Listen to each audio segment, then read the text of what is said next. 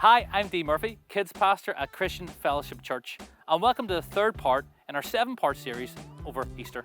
If you haven't done so already, I really recommend you watch our first episode on Palm Sunday and our second episode on Jesus flipping some tables. If you aren't sure where to find them, you can go to thisiscfc.com/resources or visit our YouTube channel. Just search for CFC. I always remind you to click that little subscribe or the notification bell so you don't miss out. Over the next few nights, we're going to continue to show these little films to help you as a family generate conversation with your kids about what happened over Easter. So before we even start, we're going to pause for a conversation. Have you ever been trusted with something that was precious? Maybe you got sent home with the school hamster, ultimate pressure. Maybe you had to look after a little brother or sister.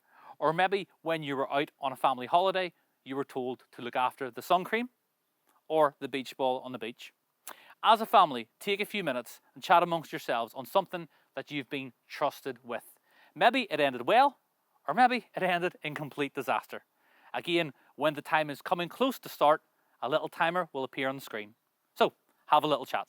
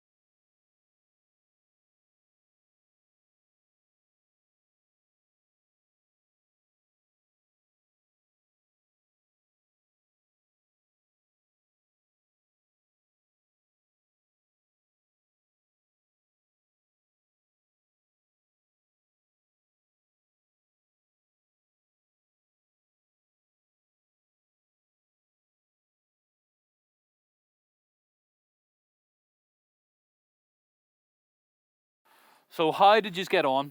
I'll be honest, I do feel a pressure when I'm being trusted with something that's important. If it's not important, it's fine.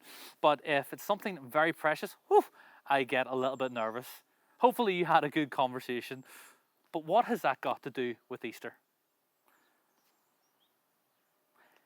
As if we've placed these here on purpose and by magic, there just so happens to be these wonderful, realistic looking grapes. There's a story in the Bible, happened during Holy Week, during Easter, where Jesus taught. In case you didn't know, Jesus is the greatest teacher who has ever existed. He was able to explain very important things in simplistic ways that people could relate to. If you haven't noticed already, when he taught fishermen, he tended to talk about fish. When he spoke to people of the law, he spoke to them in a way that they understood. And there's one story in particular that Jesus talks about these. Now, not specifically the grapes, but the place that they would grow, a vineyard. It actually says this in the back. I'm not going to eat these, I'm just going to set them down for a second. But it says this in the book of Matthew. Now, again, if you have a Bible with you, please read along. If you haven't, that's fine. Just listen to what I share. And it's in Matthew 21, verses 33 onwards. And Jesus said this: "There was a landowner who planted a vineyard. He put a wall around it and he dug a wine press in it somewhere to make the grapes into wine. And he built a watchtower. This was a good vineyard.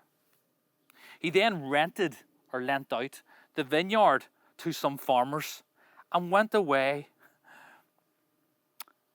Then when harvest time came, or the time that he came to collect the grapes and the wine, when the harvest time came, he sent his servants to the tenants, the people that were lending or renting the vineyard, to collect the fruit.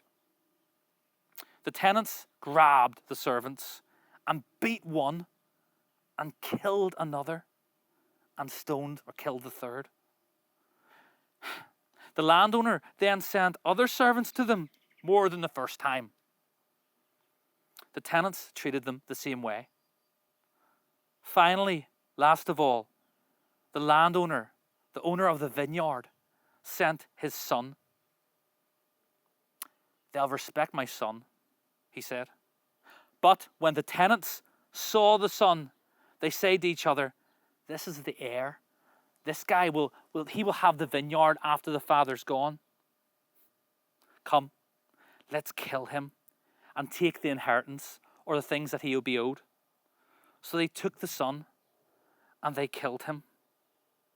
Therefore, when the owner of the vineyard comes, what will he do to the tenants? Jesus then later said, "The stone that the builders rejected has become the cornerstone." Now, that story, wow, a lot going on. We have someone who builds a very impressive vineyard. We have these tenants or these people who rented out the vineyard, and they weren't good guys. We have the servants who worked for the owner of the vineyard, who were just doing as they were told. And then we have the son. And there's lots going on. But ultimately, the tenants, they were bad guys. They wanted to keep the vineyard from themselves. I want you to think for a second what you would have done. And we're going to pause at this moment. You see, Jesus taught this story and says at the end, the vineyard will take the vineyard away from the tenants. And then he will distribute it to the people that actually would look after it, who deserve it. But what would you have done? The landowner, the vineyard owner, sends the first set of servants and they're killed. He then sends a second set of servants and they're killed too. And then he sends his son. So I want you to pause, and this is the question. At what point would you have stopped? After the first servant, would you have sent another servant? After the second servant, would you have sent your son? What would you have done to these tenants? Again, have that conversation as a family, and then when we're about to start, a little countdown timer will appear on the screen.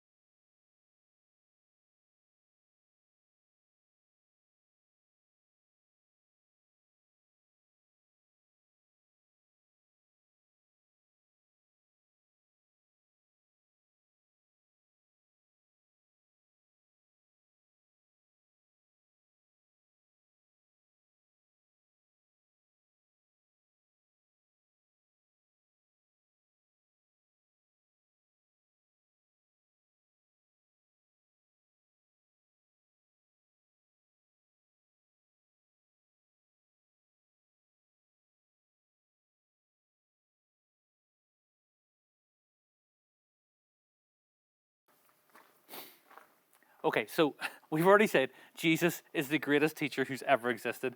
And I try to do a little bit of teaching to kids. And I do like a visual illustration. So I like the idea of Jesus talking about a vineyard to people who would have known there was vineyards in the area.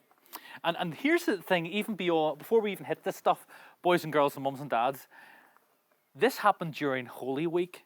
And this teaches us a huge amount about the character or the heart of Jesus, because he has everything else going on. He has arrived in on Palm Sunday. He has challenged the people in the temple and talked about how church or the temple should be accessible to all, not just the wealthy. He knows what's coming in a matter of days, and he still pauses to talk about the Father's love. He still pauses to pour in and speak into people. If that was me and I knew what was coming in a few days, I don't think I would be very nice to anybody, because I would be thinking, I know what you guys are going to do in a matter of days. I'm telling you nothing. I don't want to be with you right now. But with Jesus, it's the complete opposite. He is love, and he just pours out the Father's love. So he taught a story about these tenants who did not want to give up a vineyard, these tenants who did some pretty bad stuff. But what does that mean to us? Thousands of years later, maybe you have been to a vineyard, maybe you have not. What even is a vineyard? We have our landowner. Who is that? Well, in the story, the landowner, of course, is God. God is the creator, and we're going to look a little bit more about the beauty of his creation later on in the week. But we know that God created everything. So in this story, the landowner, the vineyard owner, is God. So I have childlike handwriting. I'm sorry, it is the best I can do. But we have the landowner, that is God. And then Jesus talks about the tenants. And the thing is that the landowner and the tenants started off with a relationship, because the landowner rented out the vineyard to the tenants. So at first, the landowner would have trusted the tenants, but the tenants, okay, the people who were in charge of the vineyard,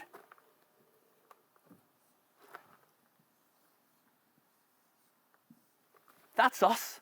That's mankind. That's humans. That's boys and girls, mums and dads, grannies and granddads, carers. That is all of us on planet Earth. And finally, the Son, which a lot of you may already have known or have worked out, but in case you maybe hadn't heard this story before, in this story, the Son, of course, is Jesus.